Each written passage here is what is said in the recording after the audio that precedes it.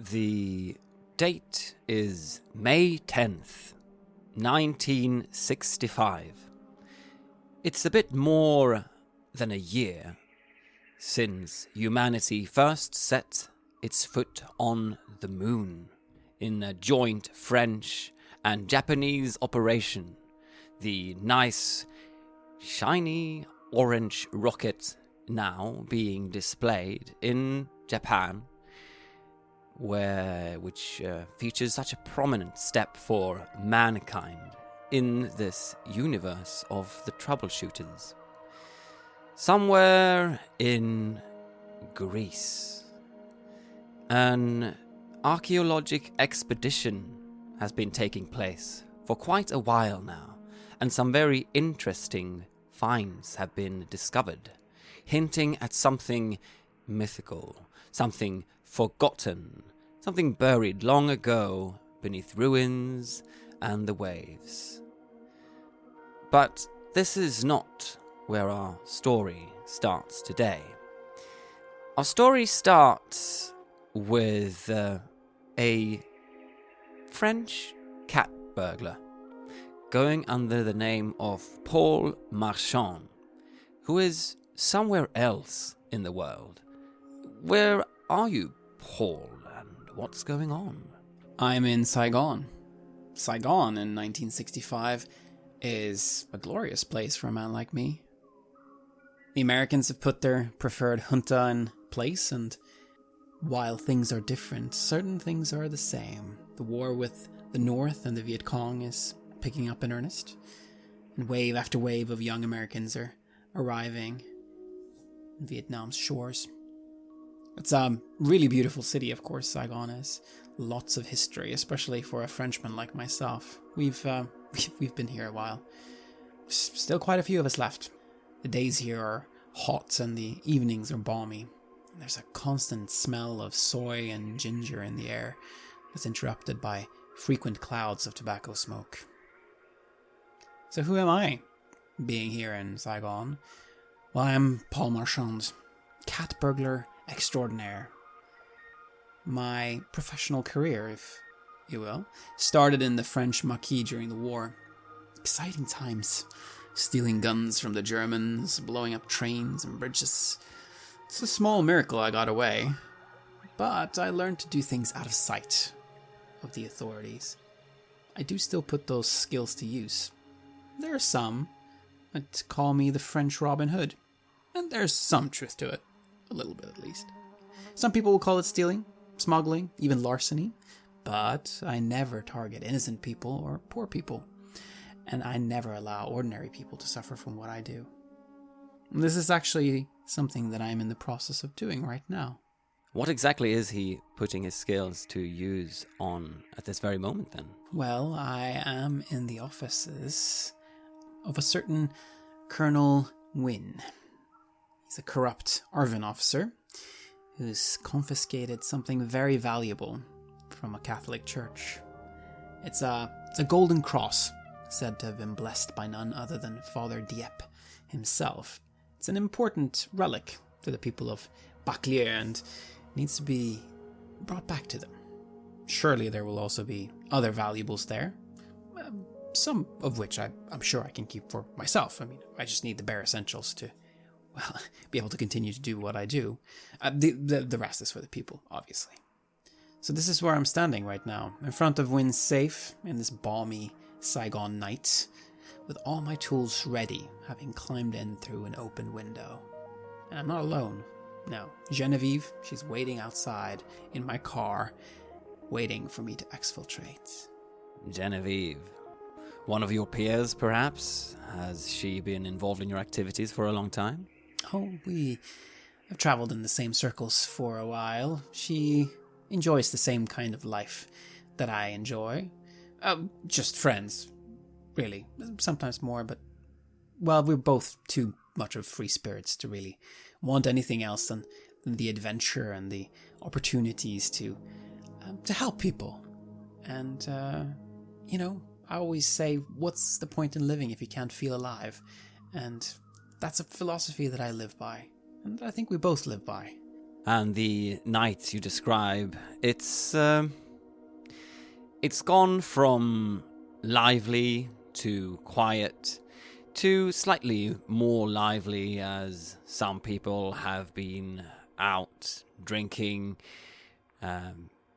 gambling, or being generally loose and promiscuous, and now start to come back to their homes. You hear somewhere in the distance a bottle being smashed, someone laughing, and occasionally angry voices, and it's not too long before you think you hear Genevieve's voice, like she's talking to someone casually out there. But you are focused on your task and the office and the safe. She's good at keeping people busy and looking the innocent.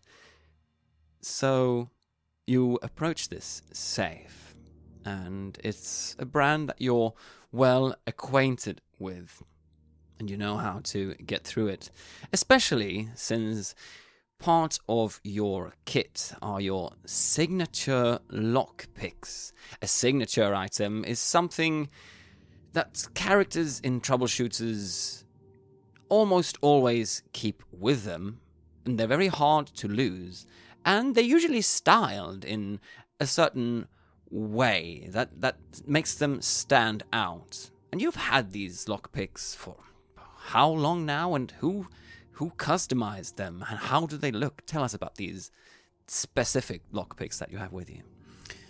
Ooh, it was my mentor from the war who made these for me. We had to find things to do after the war had come to an end. I mean, life was quite simple up until then, and then afterwards you had to find your place in this new world. And that's where Jean-Luc came into the picture. He helped me find this path, and he made these for me. He's unfortunately no longer with us. I don't like to think about that, but well, he lives on through these tools, and I make sure to put them to good use, helping the people of the world. Excellent. Let me make a little note of that. That's nice. Jean-Luc, Paul's former mentor. And hearing that little soft jingle of the kit, of course, you make that willingly. It just reminds you of him and how he used to handle them. You could be completely quiet if you wanted to. You approach this safe, and let's have you see if you can break it. Let's use a little of your special skills. Which one are you going to roll for here? I think prestidigitation is the skill that would make the most amount of sense here. I have my lockpicks. I have a special technique for doing this. It's not some kind of technical breakdown of the lock. No, these things, they require a special touch. It's a special touch that I have developed over the years, and I find that it works on especially this particular brand of safe quite well. So that is what I will attempt to roll here. Excellent. And then I think it is a +2 if you're using your signature lockpicks. That it is. It's a 2 plus 2 pips. So let's roll. I get a result of 27 underneath my prestidigitation skill of 65. The lock is not old. In fact, it's very new, and you feel this immediately as you put the picks in and you start maneuvering the tumblers in there. And it's with this new safe that you hear that very pleasing click of a mechanism easily operated, and the door slowly opens, and there it is, the cross in all its majesty and all its holiness, of course. It's almost shimmering, even here in the dark. It's almost like you can feel that there's an aura around it. And along with it, you see several documents. There's a nice pearl necklace that looks slightly It looks like a normal pearl necklace, which almost makes it strange that it's in here. You'll need to have someone have a special look at that, because why would they lock it in like this? And there's also a nice little stash of money, of local currency, as well as American dollars, surprisingly enough. I think I will grab all of these and the documents too. You never know what use that could be to someone. I mean, Colonel Wynn is not a good guy, and perhaps this might help someone. Put him where he deserves to be, in jail. Indeed. That's good. If you have these thoughts, thinking of how you can actually help people with what you do, and you slowly close that safe again, not to leave any trace. And just as the click of the mechanism opens, your ear twitches. Did you just hear something? Why don't you roll alertness for me? That is a 98. I have alertness 45, so that is a failure. Yes, you did hear a dog barking, but that... which kind of brings your attention to the window just as a door starts opening behind you. You react only in time to see the column of light spill into the room. You're by the window. What do you do? I have to get out very quickly now. I'll just move as quickly as I can to the window, trying to get out, basically. Let's roll for agility. Oh my, that is an 87 over my agility score of 65. This is not going very well for me. Right, agility. And normally you could use one of your 4 story points. You could use 2 of them to flip that score, but that would only result in a 78. So, you fling yourself out the window, and you just narrowly grab onto the rope. Let's see, how far up are you actually? Oh, this is quite far up. Maybe it's the 4th floor? And you are descending rapidly from this 4th floor, holding onto this rope as it burns your hands, straight into a thorny bush that can't help but pierce your skin, and you are in quite a bit of pain. But then again, it could be a worse landing if it bit on concrete. Certainly could. I yelp a bit from that. That's painful. But at least I'm out. At least I'm away from whatever that was. I wonder if I should have hidden instead, but well, that's too late to think about now. I do know what I need to do now, and that is I need to get to that car.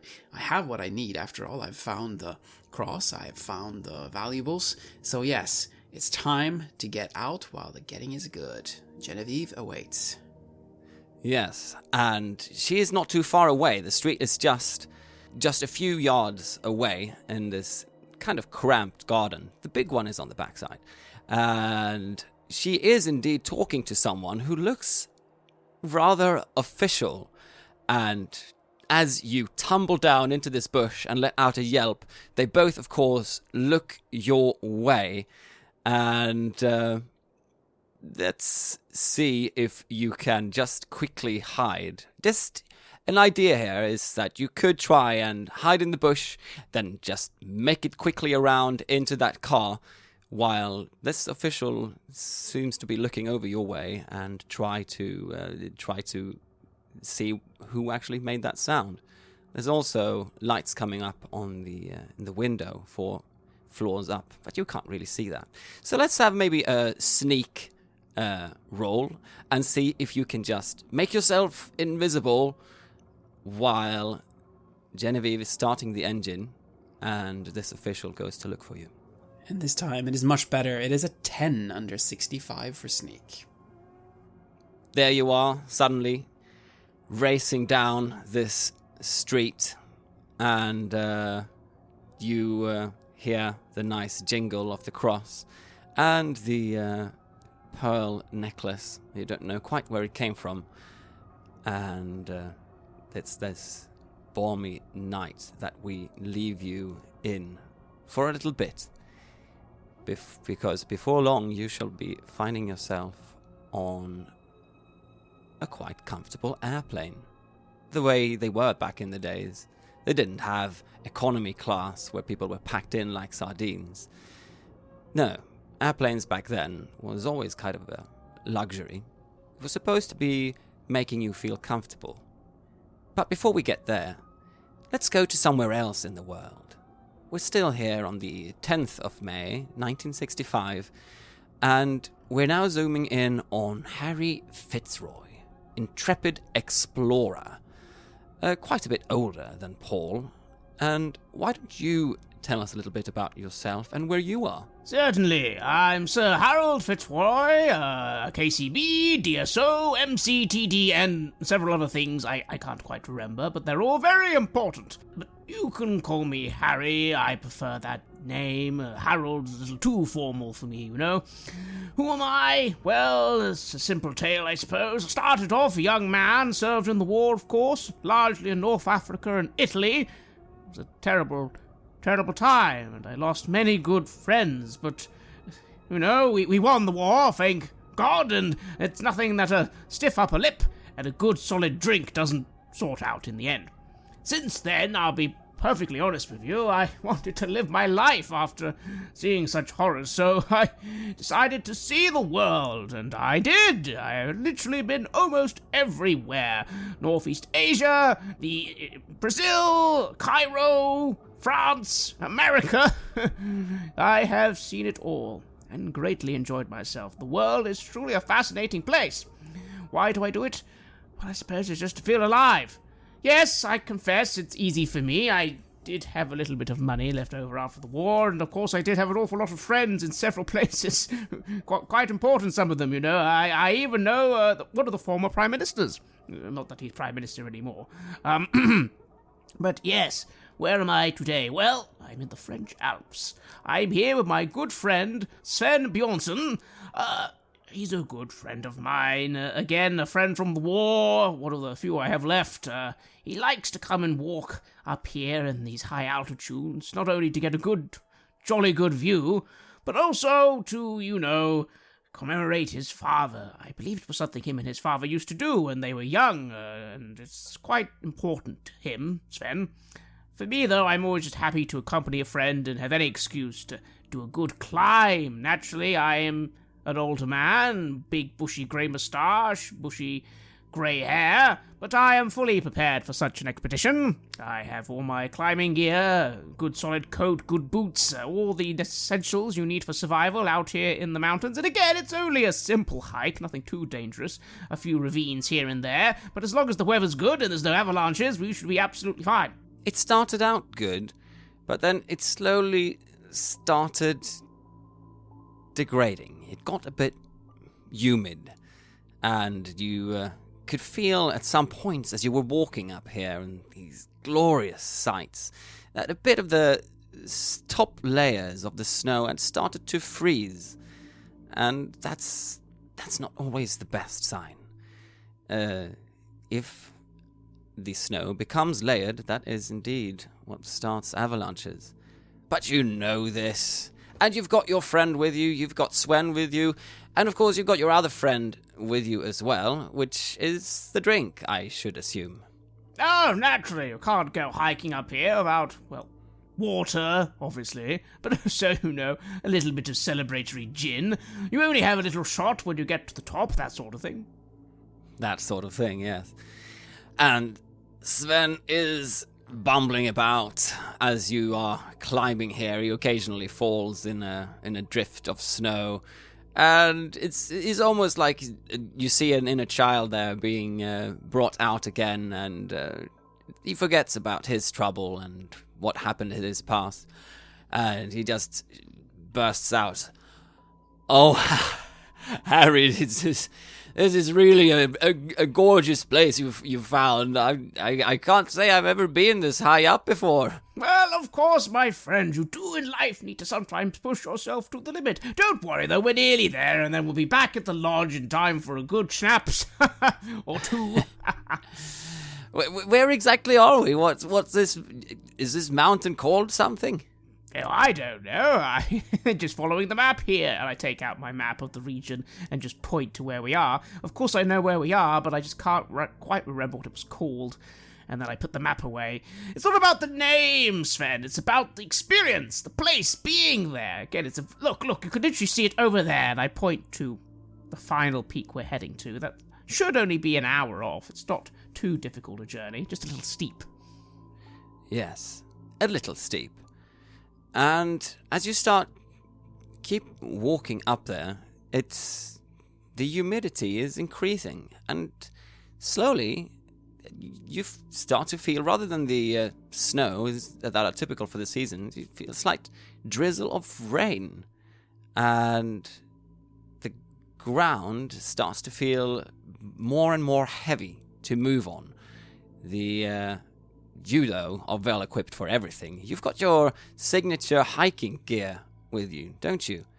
How do you describe your fantastic hiking gear that you have that gets you through almost everything? Well, the important thing about the hiking gear is that I can pretty much wear it anywhere. It's largely just a very good pair of boots, good, sturdy, waterproof jacket, slightly worn, of course. I've been using the same one for 10 years now, but again, the way I see it, if it isn't broken, why replace it? And of course, my walking stick.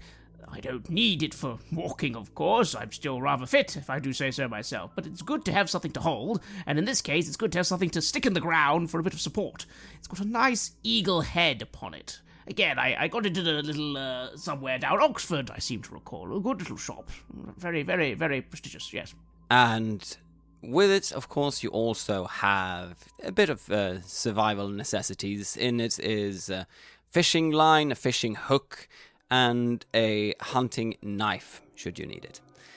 And you also, I think, have do you have your hunting rifle with you, or is this just a leisurely trip? Are you going out hunting as well? I do believe I may have left that in the lodge on this occasion. After all, this is just a leisurely hike. I'm not expecting to encounter any bears. It's the French Alps, after all. No, you don't. But what you do encounter is harsher and harsher weather. Clouds have been starting to pile up, and you start to hear thunder in the distance, and suddenly the ground starts to... No, that's not the movement of snow. There's a low shake, like a low rumble. Why don't you roll for alertness? Well, my dear boy, that would be a 93, which would be a colossal failure. However, I'm going to use 2 story points to flip that roll, making it a 39. I just succeed under 45. Very good. So you now have 2 story points left out of your starting 4, and you can have up to 12, depending on how things go and how you choose to fail forward. You feel this low rumble. Sven is a little bit put off by the weather, and he just has time to say, Oh, what's that sound now? Is it thunder? Before you see, just behind him, that the ground starts to crack and open. What do? You're walking just a little bit behind him, and it's cracking there. Something is making the snow slowly cave in, just behind his feet. My goodness, man, watch out! I quickly reach into my survival gear. Surely I have some rope, just a little bit. I quickly tie a knot and throw it to him. I'm going to try and drag him to safety. All right, let's have a roll for this then. For you quickly, let's say maybe you even have that hooked to the side of your backpack or the side of your belt. You have this rope easily accessible. Indeed. Could I possibly roll endurance? As I try and just pull him. Yes, but first I think we should add something for throwing the actual rope. And we can use either ranged, maybe? You're quite good at throwing and aiming, let's say that. Very well then, ranged combat it is. Let's see how we do. That, sir, is a 44 under 45. Just a success.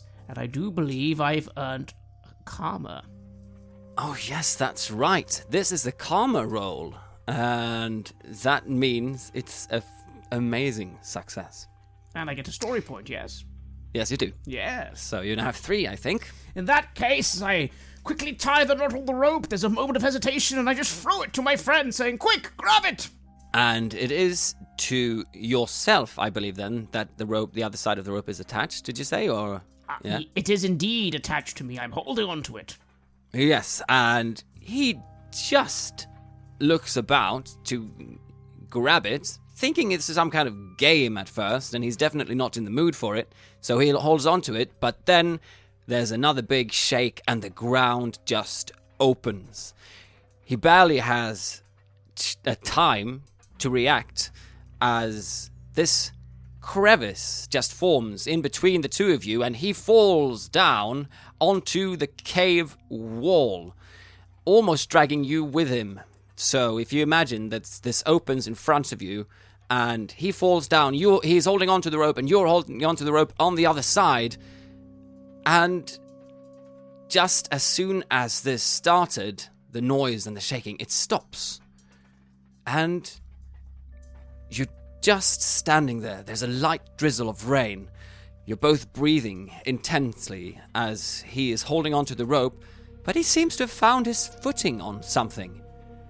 As you look down, he's standing there on what looks like a flight of stairs. There's definitely something leading down here into a cave of sorts. This is maybe a expedition for another day, but there's definitely something extraordinarily well hidden here under this snow and rock that you have just discovered. I take a moment to steady myself and make sure the rope's secure. Sven, my dear boy, are you all right? I'm quite fine. I'm quite fine. There's something down here, I think. Do you need me to pull you up, or should I lower you down, or what do you prefer? I think we can. And you look up, and he looks around, and you see that the crevice that has formed is just, well, a meter or so, an opening in the ground.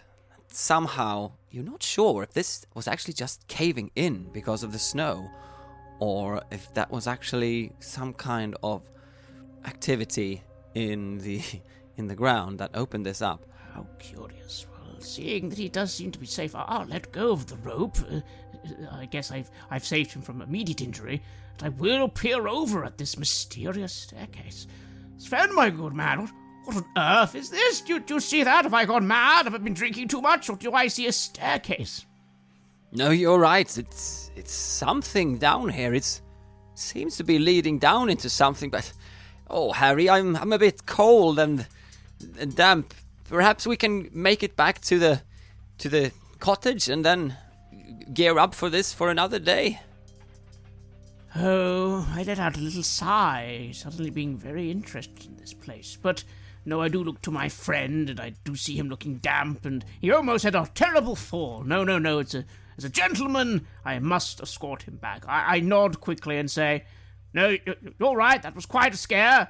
Let's head back to the safety of the lodge, but make a point on the map. This fascinating staircase in the mountainside, in the French Alps. What on earth could it be?" You are such an adventurer. You always want to look into everything.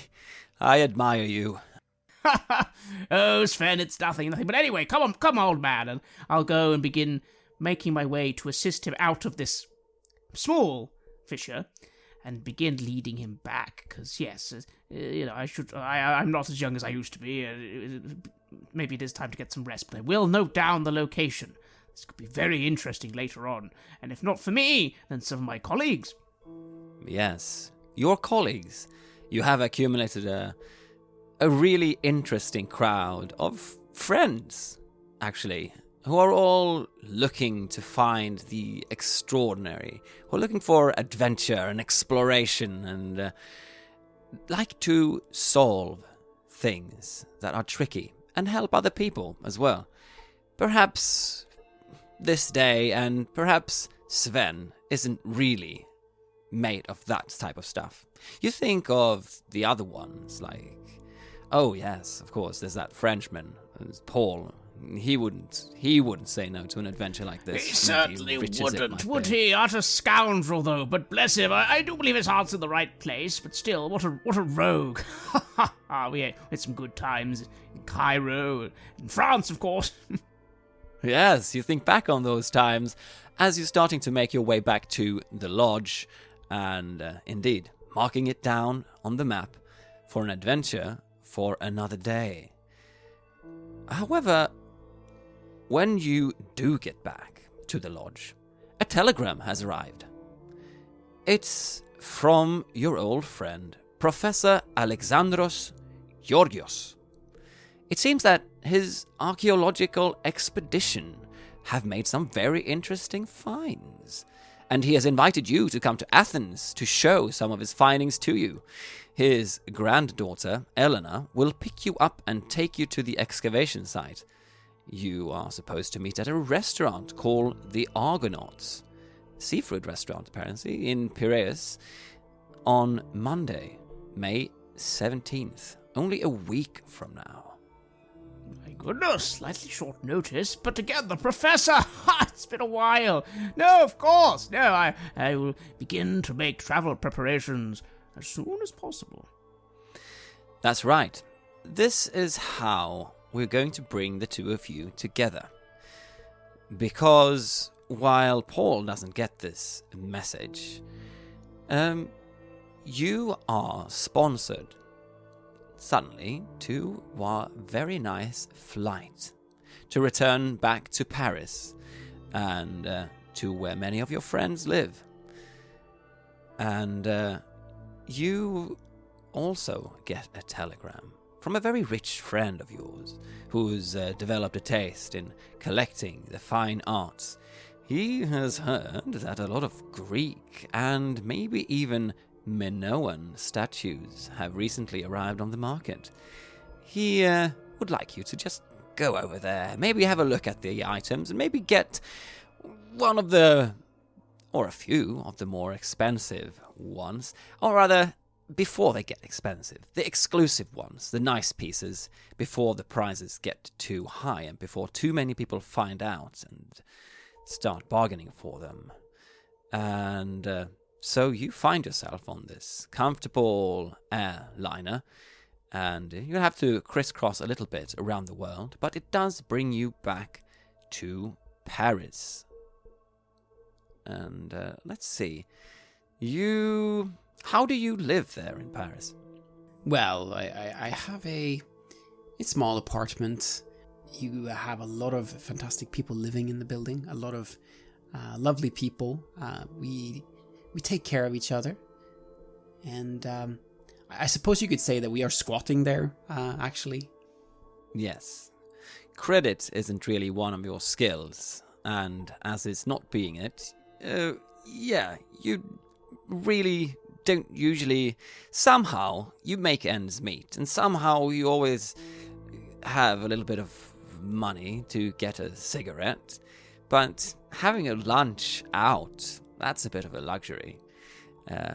Compared to your friend Harry, who has done a little bit better for himself, which allows his exclusive traveling, extravagant traveling even, and for some reason, well, why don't you tell us? What makes you think of Paul as you are getting this telegram and you are finding your way traveling back and maybe actually stopping by in Paris to visit your friend? How does that come about? Well, I think to myself, an exciting new expedition, probably some, you never know, sometimes with these things, there's a little bit of danger involved, especially when you're going into unknown places that haven't been discovered before.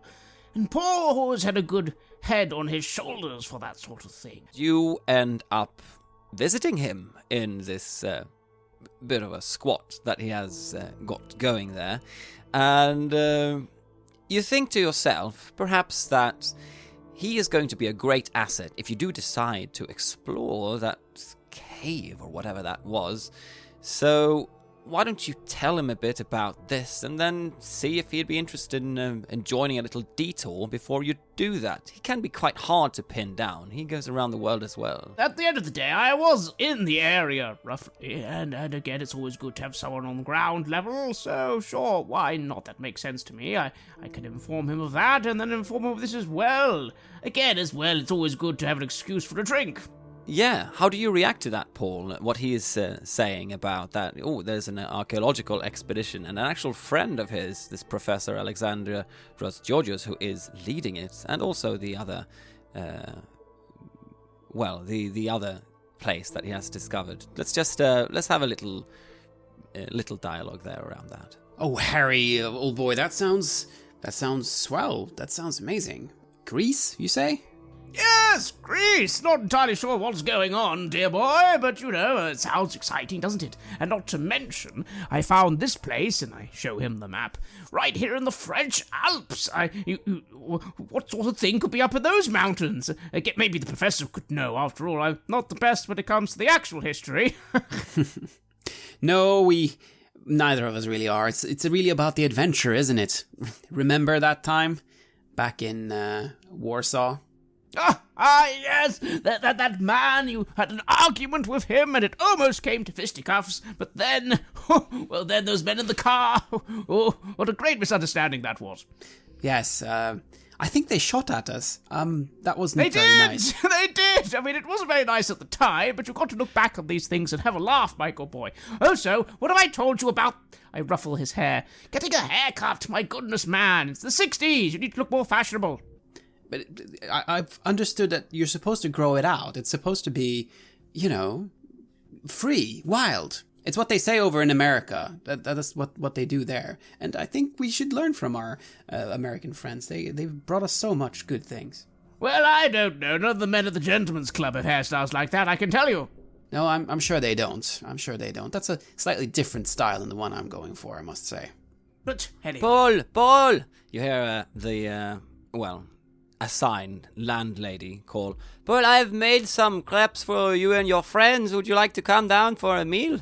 Oh, crepes. You love crepes, right? Who doesn't love crepes? Do love crepes. Excellent. And maybe we can even have this. I know it's been a while, but I got your favorite bottle of red here. Local. Don't worry. I know how you feel about your wine. Ooh, this is the good stuff. Let's celebrate. Crepes and wine. And then what do you say, old man? Come with me, why don't you? It could be quite the adventure. I would love to, Harry. I would love nothing more than to go with you to Greece. Ha! Of course you would. Come, wine and crepes. And then, onwards. And so we shall, for this little adventure, set the limelight on Harry, who is going to meet his good old friend, Professor Alexandros, in Athens. But first going to meet with his granddaughter at this restaurant called the Argonauts on May 17th. And let's say 3 days have passed. You have managed to get yourself into Paris during this time. And now you are going out on another adventure. And the part of this game is, preparing for such things, which may not be the most interesting thing to listen to, but, let's make it interesting. What would you like to bring with you for this? And how would you like to get there? You both have access to different kinds of cars. You think, from what you know, that you're going on an archaeological expedition, and that's about all you know. It's going to be in Athens, so kind of big city life as far as you know. Well, I, for one, am up for a road trip. If we make quite possible, we both have cars, we should make good time if we leave practically the next day. I know the route, of course. Of course you do. There are actually 2 different routes you can take. You can either choose to go the land route, which would go through Yugoslavia or Bulgaria. It will require a transit visa as you're going through the Eastern Blocs. Or you can drive to Italy and take the ferry to Igoumenitsa or Patra in Greece from Venice or Brindisi. It's a 3-day journey, but with fantastic food and a great view. Oh, well, I confess you know me and my food. Plus, I think taking a bit of a boat will be slightly quicker. So, and besides, these days you can drive onto the boats and have the boats take you places. It's marvelous, the modern world. Yes. Now, I don't know about you, Paul, but fancy a little trip to Italy on the way, little side trip? Oh, I love the Mediterranean. And also the Eastern Bloc. After those experiences in Warsaw, I don't know if I'm quite ready to go to the other side. They aren't so nice to folks like me over there. They can be very strict, gunpoint strict, in fact. And the alternative also would, of course, been to go by train. And interesting at this time is that if you pass through the Eastern Bloc countries, train cars are often sealed until the train crosses the border to Austria, Ironwald, Italy, or Greece. You are not supposed to get off, and people are not supposed to get in. But now, with both of you having luxury access to cars, although Paul's is slightly different than the heavy off-road vehicle of Harry, what's your car like, Paul? I have a small Peugeot compact car. It gets you where you need to go. It's not the newest model. I mean, it shouldn't be. I mean, if you have a flashy car, it's one of those things that makes you stand out and stick out and gets attention. I'm not really supposed to have attention on me. It makes my job much, much harder. So no, I just have an old, kind of beat up compact car, but it works. It works really well. And the engine and all the insides, it's all in exquisite shape. Genevieve is actually the one who's taught me how to keep my car in a good state. And when she comes to visit, she will usually kind of give it a nice tune-up. So that is the car that I'm driving. It is a lovely light blue color. Gorgeous.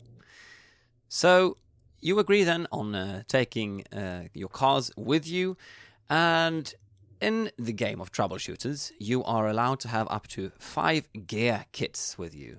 With Paul, you've got your lockpicks, you've got a flashlight, binoculars, a disguise kit, and your car. Harry, you've got your hiking gear, your survival gear, your hunting rifle, your off-road vehicle, and your camping gear. This doesn't feel like it's... Well, you don't know, actually. It could turn out to be a camping trip. But does any of you want to exchange any of your gear kits for this expedition? No, I feel quite comfortable with mine, if I'm perfectly honest with you. Again, I won't need the camping probably for the first part of the journey, but when we go on the expedition, well, who knows? It's always good to have some emergency shelter. Hell, we may have needed it up in those mountains, but luckily I was quite good at getting us back.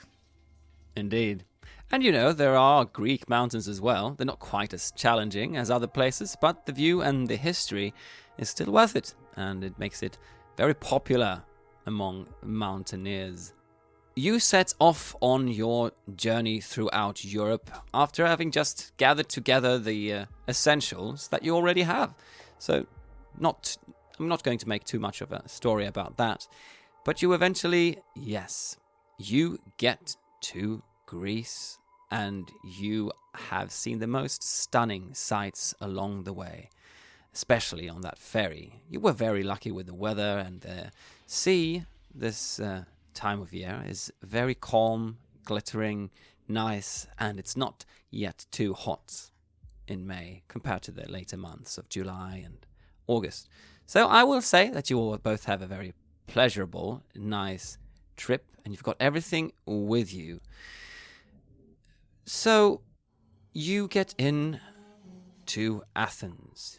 You see the majestic Acropolis on a little detour to the south bit of the city, and you make your way past the National Garden, the greenery. You see the nice, prominent white and blue doors of the Greek buildings. But here, once you get into the actual city, you're mostly met with big apartment blocks, as well as this is quite a, densely populated area. And you find yourself staying at a quite nice place. Paul, you have been allowed a bit of reasonable expenses paid. So you get to stay at a nice hotel as well. I would say that you're both staying at the Olympic Palace, right at the edge of Plaka, the old city, and within walking distance of the shopping areas and then Athens nightlife. And here is a nice first-class hotel. So, what's the first thing you do as you shake off the travel dust and unwind in this hotel as characters? Well, having come to this kind of nice place, and it would be a waste if we didn't go to sample the hotel bar, of course. I would love a smoke and a drink, and just get to sample the best drink that they have. A local one, really get a taste for the city. Good idea. What do you say to this suggestion, Harry? I think it's a bloody good suggestion, my dear friend. No point in not enjoying the local cuisine and the local drink. Yes, I'll have free of what he's having. And you find yourself in this beautifully carpeted bar with nice bar chairs made in brass, shiny brass, comfortable cushions, a very elegant wooden panelled bar behind the very serious-looking bartender. He doesn't appear as a chatty type. This place is too expensive for that. But he does mix your drinks. And as you sit there, you are approached by a stout, grey-haired man in an old suit. And he comes over and he says, you must be the new... Well, I think I might know you. My name is Professor Christos Lakatis. I'm from the University of Athens and the National Museum.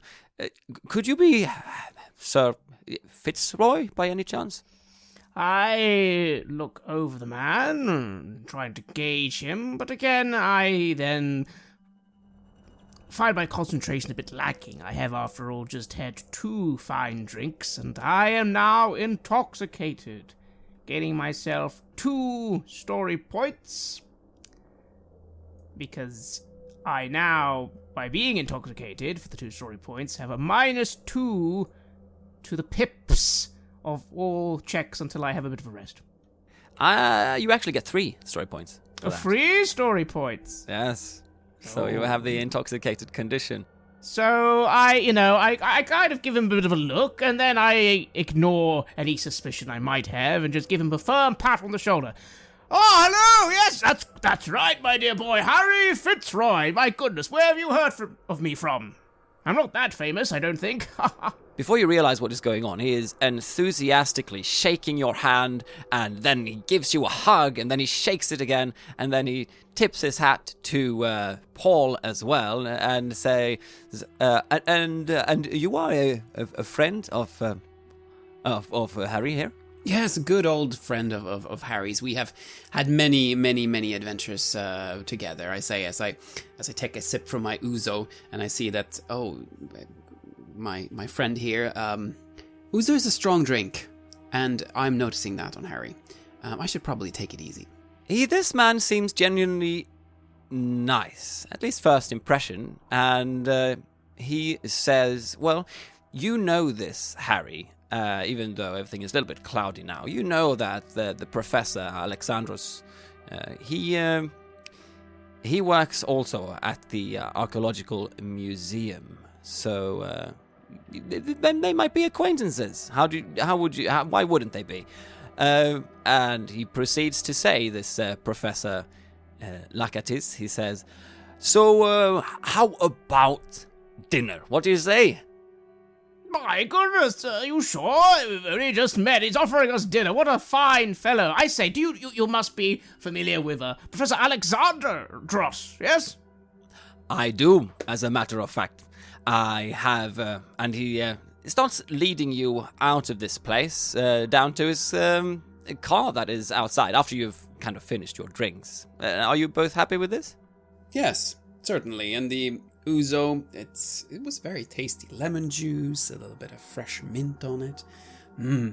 They really know how to make a nice spirit here. Then you are being led out to the car of Professor Lakatis, and he drives you to his place, which is not too far away, and it is in one of these apartment blocks. Quite nice one, and seems to be living alone there.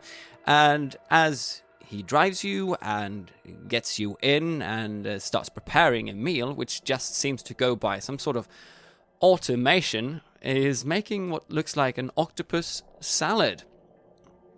He explains that he has received news of your missions, and, I will do anything within my power to help both of you. Whatever I can do, I know you have perhaps a meeting or something that you need planned? Well, yes, no, we're to meet the professor, or wait, was it his granddaughter first? My goodness, Paul, I think I've forgotten. Yes, Paul, you remember this now. You remember that you are supposed to meet the professor's granddaughter, Elena, and you will meet her not the next day. You have one extra day here on the 17th at a restaurant called the Argonauts. Yes, we're supposed to meet with Elena on the 17th, the Argonaut, the restaurant, yes. Ah, very good. I don't know it myself, but does that perhaps mean that you have a extra day free before your work starts? Well, I do believe so. I don't see why not. Again, we're not entirely sure what to expect. I've, of course, brought all the standard provisions, but, well, maybe you could illuminate us. How much do you know of the professor's expedition? Oh, well, now that you say that, how could I get both of you to come visit my workplace at the National Museum? I will show you some of the real Minoan art, and, unfortunately, the trouble that we've had with fakes that have started to surface on the market. Fakes! Fakes! My goodness, my poor you. I absolutely despise that. There was one gentleman at the Gentlemen's Club who tried to pass off a French, painter's, a famous French painter's. Goodness me, who's the famous French painter, Paul? There's so many. It's a never-ending list. We have very good painters in France. Indeed you do, and this a fake. I cannot abide falsehoods. I cannot abide fakery. I'm so sorry, my poor you, sir. And it is with this passion then that you proceed through the dinner of the night, and let's just say that you wake up quite hungover the next day, Harry. But wake up you do, and it is in your hotel room, and before long you are then being taken to the National Museums. And Professor Lakatis shows you around, and you see many of these grand vases, sculptures, and jewelry, artifacts that have been salvaged over the years. And he takes his time to show you some of the fakes, and also the museum's laboratory. And he explains, well, basically, some of these fakes that have started to come out on the market, they are so well done that they are hard to distinguish from the real deal without an invasive laboratory examination. But one thing that they, of course, all have in common is that they don't have proper documentation. No signs of analysis, but they seem to be coming from the Athens area. This is all that I know. My goodness, you think we might have a group of counterfeiters or something nefarious like that? I say, looking over all the scientific equipment with great interest, even though, of course, I understand absolutely none of it, but it's all very impressive looking. It is. It's a magnificent exhibition. It would take hours to just walk through and look at it all. What do you make of it all, Paul? As it's essentially Harry that's being well escorted around the place, and having that he is mainly talking to this Professor Lakatis. Yes, I can't help but find myself casing the joint, old habit really, seeing all these valuables around here and all these, interesting and possibly very valuable things, yes. But I'm not really here to... I'm not here to steal anything, but it's a nice challenge to keep the mind occupied. How would I do it? How would I go about if I wanted to take these things with me without anyone noticing? And I make plans and backup plans as I walk around and I look at all these things. That's what I'm doing. Yes, and of course, making notes of names of what artifacts are actually valuable, and what would be the things that would be easy to take with you. Yes, of course.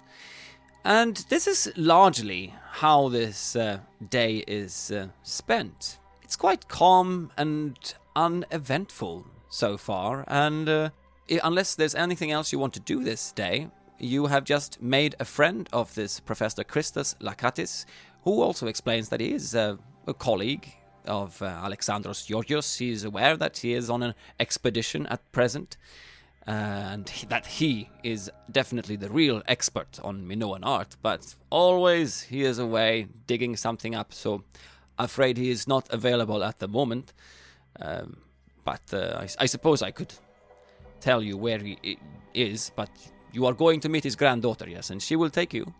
Indeed, I think I find this professor a fine fellow, totally trustworthy, and I am fascinated by the exhibition. Again, if you were to ask me questions on what a fake is and what it isn't, I wouldn't bally well know, but, I trust those who do know, and again, it's interesting. But again, I suppose for me it's more about the locations than the treasures within. In fact, I'm actually sometimes a little bit annoyed that some of my fellow colleagues at some of the universities are very keen to take things from one location and bring them back to England, and I'm a little bit like, that doesn't seem very honest to me, but what can you do? Exactly. And it's with this kind of fierce sentiment that you get through the day and you find, really kind of a good friend here. You're very good at making friends in this Christos. But the next day, you are coming down to the pier. The pier in what is Piraeus. Piraeus is the port city of Athens, and it's within the greater Athens urban area, about 12 kilometers from the city center. It's a bustling financial and shipping center, and the port is the largest passenger port in Europe, the second largest passenger port in the world, and one of the 10 largest cargo ports in Europe. You find yourself in this immense place where huge ferries and ships are docking, there's cargo coming in constantly, there are cranes, there are containers. It's an incredibly busy place, and if you didn't know where to go for the Argonauts restaurant, you would have a 3-kilometer long quay to look around in. But luckily you do, and you find yourself in a small restaurant which specializes in traditional Greek cuisine. It's a plain white building with some tables and chairs placed outside, and inside there are more tables in a rustic style. The walls are decorated with seascape paintings, and the owners, Jason and his wife, Medea, are very friendly to you. They serve excellent food, and here you are. There are a few other patrons here eating lunch. Most of them are fishermen and other workers. Always promising when it's the local people eating there. And you finish off a nice meal, and there you sit, waiting, and waiting, and waiting. And it's starting to reach the late afternoon, and I don't know how many coffees or drinks or desserts you can have without finding yourself getting impatient. It is worrying that she's not showing up. We have been called all the way over here, and she would know where we're supposed to be, and would of course be interested in meeting with us, so something must have happened. But has she gotten sick? I say that to Harry. What do you think? Has something happened to Elena, perhaps? Gotten into an accident, perhaps, or? Well, dear me, I hope not, Paul. It is rather peculiar. I mean, granted, I confess I don't really think I've met the granddaughter. You know, young scallywags these days, always running to and fro. I do hope she didn't just forget, but I don't know. Professor Alexandros was a very fine man. I can't imagine he'd let his granddaughter even, just get away with nonsense like that. It is rather concerning, isn't it? It most certainly is. What to do then? I mean, we can't sit here all day. Do you have any way of contacting the professor directly? As you say this, the wife of the owner, Medea, that you found out her name is, she comes over and she hands out some traditional Greek cookies, and she smiles and she says, "Oh, still no sign of your friends, no?" No, my dear, we're terribly concerned. It seems rather unusual. We're hoping something hasn't occurred. You haven't heard of any road accidents or anything stopping traffic or something? Oh dear, I really hope not. No, I have not heard anything. Well, if we can take your details, perhaps we can send someone. Kostas! And you hear some kind of, you've been hearing it for a while now, drifting into the restaurants is the sound of someone playing on, sounds like a steel drum, not like a local. You've heard this instrument being played plenty when you were visiting the Caribbean, of course, Harry, but not a traditional Greek instrument.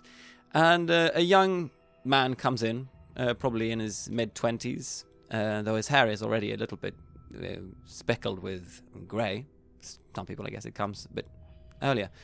Kostas, can you just perhaps, if we find something out, you can take this information to these people, and they talk a little bit, and if you will allow them, they'll take the name of the place you're staying, etc., and the name of Elena. Of course, totally fine. While I'm thinking on it, do I even have the phone number of Alexandros? You have to his place and where he would live, but he is out on an excavation dig. It's not a place that can usually be reached by this, and you don't know exactly where. Though, well, the Professor Lakatis, he might know the actual place if you go there yourselves. I say, Paul, I do recall Professor Akatis saying that he might actually know where it is. I mean, it's a little unusual, but I mean, well, I don't know. This is rather unusual, isn't it? It is all rather unusual, that's for sure, but, well, I mean, we do know where he's supposed to be. We don't need the granddaughter to take us there, after all. I mean, I would hate for her to come here, and perhaps she mixed up the dates, to come here and then find that we're not here. So we can tell the owners of this place that we have headed on to the excavation site directly, just so she doesn't get worried. Let us do that. I as much as I like sitting here and drinking ouzo with you and enjoying Athens, I do look forward to a good adventure. Of course, no, and we can't be here forever. No, I think you're right, my dear boy. Let's be direct about this. I'm sure she just got the wrong day, or some sort of mischance has happened. It would be nice to make her acquaintance, but no, let us head on. At least that way we can inform Alexandros himself. Yes, agreed. So that's what we will do. We'll tell the owners of this restaurant of where we're heading, and then we will seek out Professor Lakatis and make our way to the excavation site directly. So, this is arranged. You again speak to Professor Lakatis, and he informs you that the expedition is on an island. It's called Philakis, and it's a little bit of a boat trip. Or if you are ambitious and one of you is a pilot, but you're not, you could, of course, go there by plane. But for the two of you, boat will be the safe way. So is that what you're going to do? Are you going to try and... How will you approach getting to the island? Well, I confess my sea legs aren't the best, but if it's by boat, then it's by boat. I suppose we'll have to make sure our vehicles are safely at our accommodation. We'll have to leave them there for now, Paul, but I'll make sure to bring everything else. Might even bring the old rifle. You You never know. You never know. No, that's right. It's probably a good thing to have. There might be some dangerous wildlife there. So what will happen with our dear adventurers Paul and Harry? Will they be able to find a boat? Will they perhaps be able to find a plane? Will the plane get shot down? Will they be surrounded by hungry dogs? Or will the Leviathan come up from the ocean and swallow the entire city of Athens? Tune in the next week for episode 2 of the Troubleshooters and the Minoan affair with Red Moon Roleplaying.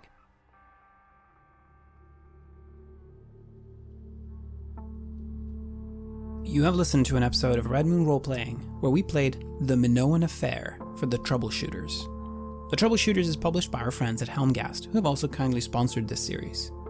The music was made by Phonotech, featuring a number of collaborations with other artists, and was used with permission from their label Cryochamber. Check out their website at cryochamber.bandcamp.com or their YouTube channel for some moody dark ambient for your gaming table. We would like to give massive thanks to our champions of the Red Moon, Martin Heuschober, Nastasia Raulerson, Simon Cooper, David, Julián, Camilla, Bob Lange, Julián, Cameron, Xabier, and Antxon for their generous support. And we'd of course also like to thank all of our other patrons. Without your support, the show would not be possible. If you want to support our work, please check us out on Patreon. You can get access to bonus campaigns for Cult of Divinity Lost and Coriolis there, as well as get early and raw access to all of our recordings. You can also hear your name read on the show as a champion of the Red Moon, as well as play Cult with us. Most importantly, that support is what keeps the show going, so do check us out there. Thank you again for listening, and remember, the octopus is about to emerge.